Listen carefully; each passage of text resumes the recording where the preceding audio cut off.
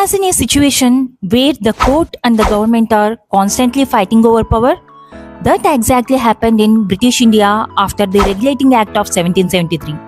To solve this confusion, British Parliament introduced the Act of 1781. The Act of 1781 is also called the Amending Act of 1781 because it amended the defects of the Regulating Act of 1773. After the establishment of the Supreme Court at Calcutta, conflicts started between the court and the Governor General's Council. The court began interfering in administrative and revenue matters, creating confusion in the governance. To solve these issues, Parliament passed the Act of 1781. The main features of this Act are it exempted the Governor General and the Council from the jurisdiction for the acts carried out in their official capacity, and it also exempted company servants for their acts carried out in their official capacity. The Supreme Court was granted jurisdiction over all inhabitants of Calcutta. Personal laws were administered by the Supreme Court.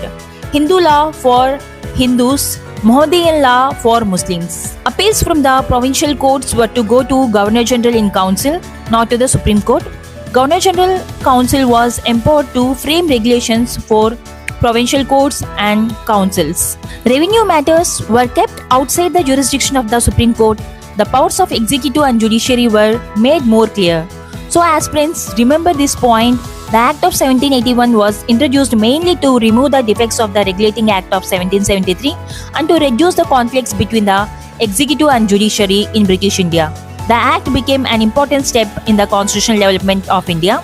Follow for more quick and easy polity lessons for UPSC and group exams.